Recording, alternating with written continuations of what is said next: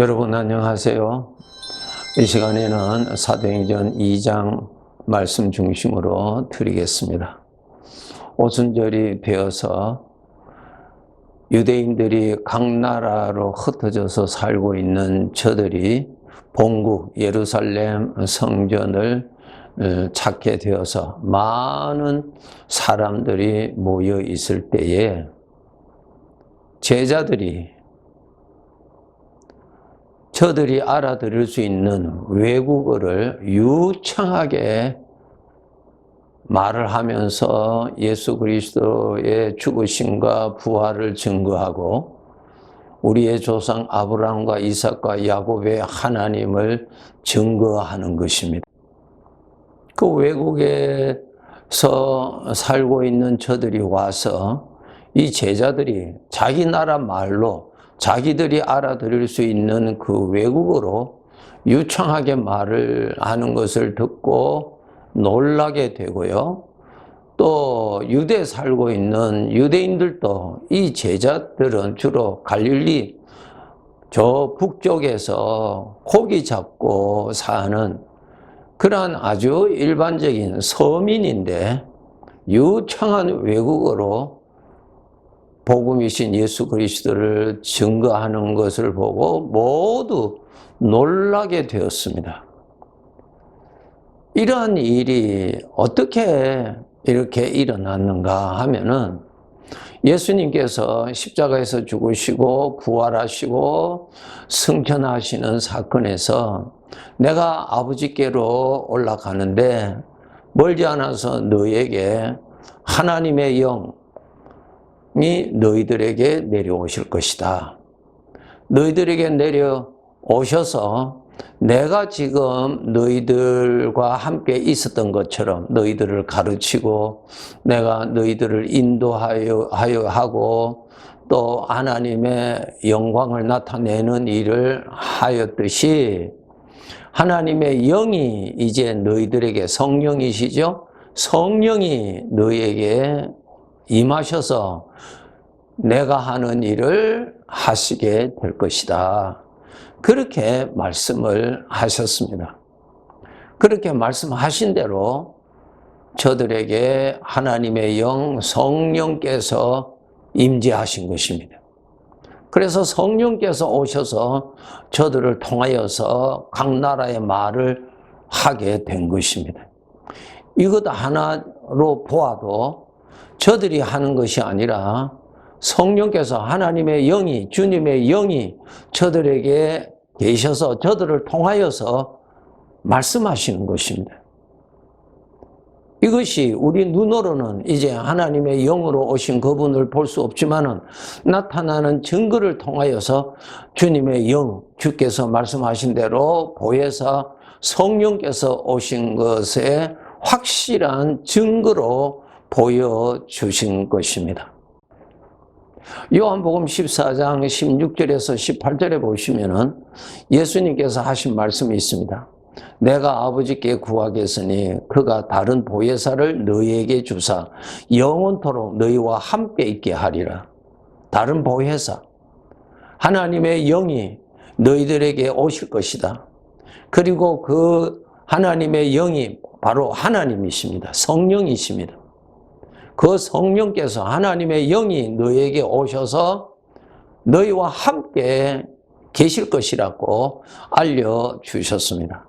17절 계속 말씀하십니다. 그는 진리의 영이라. 영으로 하나님의 영, 진리의 영이라. 세상은 능히 그를 받지 못한다. 세상 사람들은 하나님의 영이 임하시지 아니하신다. 이는 그를 보지도 못하고 알지도 못한다. 세상 사람들에게는 하나님의 영이 임하지를 않기 때문에 세상 사람들은 모른다. 보지도 못하고 알지도 못한다. 그러나 너희는 그를 아나니 그는 너희와 함께 거하시며 또 너희 속에 계시겠습니다. 하나님의 영이 영으로 친히 임재해 계십니다. 지금까지 제자들은 하나님이신 주님이 사람의 몸을 입고 오신 그분 하나님이시죠. 그런데 사람의 몸을 입고 오셨기 때문에 눈으로 볼 수 있었고 손으로 만질 수 있었고 주님이 하시는 음성을 내 귀로 들을 수가 있었습니다.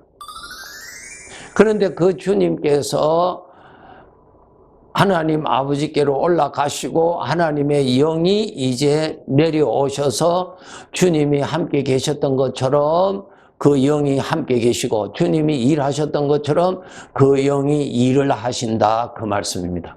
놀라운 일이죠. 18절에 보시면은 요한복음 14장 18절입니다. 내가 너희를 고아와 같이 버려두지 아니하고 너희에게로 오리라. 주님께서 오신다 그랬습니다. 주님의 영, 성령이 있습니다. 예. 성령께서 오신다. 내가 너희를 고아와 같이 버려두지 아니하고 너희에게로 오리라. 지금 주님은 우리 눈으로, 제자들의 눈으로 볼 수 있는데 주님께서 말씀하시기를 이제 내가 성령으로, 보혜사로, 하나님의 영으로 너희에게 올 것이다. 그렇게 말씀하셨습니다. 예수님이 몸으로 입고 오셨을 때 그 당시에 유대인들이나 사람들이 자기들의 눈으로 볼 때 사람인데 하나님이라고 하니까 신성 모독으로 예수님을 죽이잖아요. 네. 이제는 이제 영으로 오셨으니까 오늘날 사람들은 보이지도 아니하는 하나님이 우리에게 있다고 하는 이 말을 저들은 믿을 수가 없고 반대하는 것입니다. 아무것도 없는데 하나님이 같이 계신다고 하니까. 그래서 이 죄에 사로잡힌 인간은, 이 죄의 지배를 받고 있는 인간은 하나님께서 사람들의 눈으로 볼 수 있도록 오셔도 믿지도 아니하고 영으로 친히 오셔서 이렇게 증거를 나타내셔도 믿지 아니하고 그렇게 되는 것입니다. 예수님께서 내가 너희를 고아와 같이 버려두지 아니하고 너희에게로 오리라. 네. 주님께서 말씀하신 대로 보혜사 성령께서 하나님의 영이 제자들에게 임재하셨습니다. 그래서 임재하신 증거가 제자들을 통해서 각 나라의 말을 유창하게 하시고 그 다음에 계속 사도행전에 나옵니다마는 그 제자들을 통하여서 안전병이가 일어나고 죽은 자가 살아나고 여러 가지의 병으로 고생하는 자들이 치료함을 받습니다. 제자들을 통해서. 이것은 제자들이 하는 것이 아니라 제자들에게 임하신 주님의 영, 성령께서 임재하셔서 그 일을 하시는 것입니다. 그것이 모두 다 하나님의 영이 같이 계시다고 하는 증거인 것입니다. 그래서 오늘날 우리 성도들도 똑같습니다. 그 시대 사람이나 지금이나 보이지 아니하는, 우리 눈으로 볼 수 없고 손으로 만질 수도 없고 귀로도 들을 수 없는 주님께서, 성령이 나와 함께 계시다는 것을 아무리 들어도 알지를 못하는 것입니다. 보이지를 않으니까요. 보여주시면은 그것을 하나님으로 못 보고 사람으로 보니까 이래도 믿지도 못하고 저래도 믿지 못하는 이러한 것이 우리 죄의 지배를 받고 있는 사람의 모습입니다. 다니엘서 3장에 보면은 사드락과 메삭과 아벤누고가 느부갓네살 왕이 만드는 신상 앞에 절하지 아니하는 죄로 인하여서 뜨거운 물에 던짐받아 죽임을 당하는 그러한 이제 상황에 직면하게 되죠. 그때 그 사람들이 고백한 것이 있습니다. 왕이여, 우리가 섬기는 하나님은 살아계십니다. 우리와 함께 계시는 분이고 우리를 보호해 주시는 분이십니다. 그래서 왕이 우리를 저 불 가운데 던질지라도 하나님이 원하신다면 불 가운데서도 얼마든지 우리를 보호하실 수가 있습니다. 그런데 하나님께서 불 가운데서도 우리를 보호하시지 아니한다 하실지라도 지금 또 나와 함께 계시는 하나님을 우리는 부인할 수가 없고 살아계시는 나의 하나님을 우리는 부인할 수가 없습니다. 그렇게 저들이 고백을 하지요. 왕이 대노하고 저들을 불에 다 던져버렸습니다. 하나님께서 그 느부갓네살 왕의 눈을 열어서 신령한 영의 것을 볼 수 있도록 하나님께서 잠시 눈을 열어주셨습니다. 다른 사람들은 보지 못했는데 느부갓네살 왕이 보니까 저 불 가운데 세 사람이 던져져 있는데 한 사람이 더 있어서 불 가운데서 저들을 지키고 불 가운데서 저들이 타서 죽지도 아니하고 자유롭게 다니는 것을 왕이 보고 깜짝 놀랐습니다. 그 왕은 놀라면서 두려워할 수밖에 없었습니다. 그래서 그가 불 가운데 불이 있는 대로 가까이 가서 왕이 말을 합니다. 하나님을 섬기는, 살아계신 하나님을 섬기는 사드락과 메삭과 아벳느고야, 나오느라고 부릅니다. 그 세 사람이 불 가운데서 나왔어요. 나왔어요. 나와서 조사를 해보니까 머리털 하나도 타지도 아니하고 옷도 타지도 아니하고 탄 냄새도 나지도 아니했습니다. 느부갓네살 왕이 그 불 가운데서 하나님의 신이, 영이 같이 있다는 것을 그는 보았기 때문에 놀랐습니다. 여러분, 우리 주님의 영 성령께서 이와 같이 우리와 함께 계시다는 것을 여러분 정말 아셔야 됩니다. 정말 믿으셔야 합니다. 주님의 영이 오늘날 나에게 임재해 계신다는 것을 꼭 아셔야 됩니다. 요한복음 10장 14절에 나는 선한 목자라 말씀하셨습니다. 18절에 내가 너희를 고와 같이 버려두지 아니한다고 말씀하셨습니다. 주님의 은혜가 생각이 난다든가, 하나님의 말씀이 생각이 난다든가, 하나님에 대한 관심이 일어난다든가, 이러한 모든 것은 성령께서 은혜를 베풀어 주시기 때문에 나에게 일어나는 것입니다. 그런 것이 일어날 때 여러분은 반드시 아시기를, 성령께서 나와 함께 가셔서 나를 인도하고 계시는 그 은혜인 것을 아시고 감사하셔야 됩니다. 로마서 3장 10절 11절에 보시면은 의인은 없나니 한 사람도 없다, 깨닫는 자도 없고 하나님을 찾는 자도 없다 그랬습니다.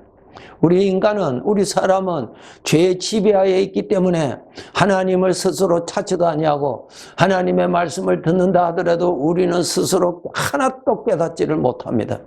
하나님이 믿어지지도 않습니다. 이러한 나에게 성령께서 오셔서 도와주심으로 인해서, 예수님이 오셔서 안전병이 자기 스스로 일어날 수 없는 안전병이를 일으켜 주셨듯이, 죽은 자를 살려 주셨듯이, 자기 스스로는 아무것도 할 수 없는 죽은 자를 살려 주셨듯이, 성령께서 내 안에서 도와주심으로 인해서 하나님을 찾고자 하는 마음이 살아나고, 하나님의 은혜에 대한 감사가 살아나고, 우리 주님이 기뻐하시는 것을 나의 소원으로 삼고자 하는 마음이 살아나고, 이것은 모두 다 항상 성령께서 일을 하시기 때문에 내 안에 일어나는 현상입니다. 그런 것이 여러분이 일어날 때마다 주님의 영의 은혜인 줄 알고 감사하시고 의식하시고, 그분 앞에 더 경외하고 그분 앞에 더 겸손하게 함께 섬기며 살아야 되는 것입니다. 우리 마음이 슬플 때, 두려움이 있을 때, 괴로움이 있을 때, 좋지 아니하는 사망의 생각이 내 마음을 괴롭힐 때 기도하고자 하는 마음이 일어납니다. 하나님께서 전에 하셨던 말씀이 생각이 납니다. 이런 하나님에 관한 어떠한 것이 일어나는 것은 전적 성령님께서 나를 일으켜 주시고 도와주시기 때문에 일어나는 것입니다. 열왕기상 19장에 보면은 엘리야가 너무너무 두려운 가운데 지쳐서 스스로 죽기를 원하는 아주 큰 절망에 빠져 있을 때에 주님께서 오셔서 그를 흔들어 깨워주시면서 힘을 얻도록 도와주시는 장면이 나옵니다. 네, 정말 우리 주님은 내가 너희를 고와 같이 버려두지 아니한다, 내가 너와 함께 있으리라고 약속하신 대로 영으로 나와 함께 계시는 것을 지금 또 의식하시고 평생 의식하시고 그분이 도와주시는 은혜로 사는 것임을 더 깨달아 감사하면서 그분의 이름을 높이고 그렇게 섬겨야 하는 것입니다.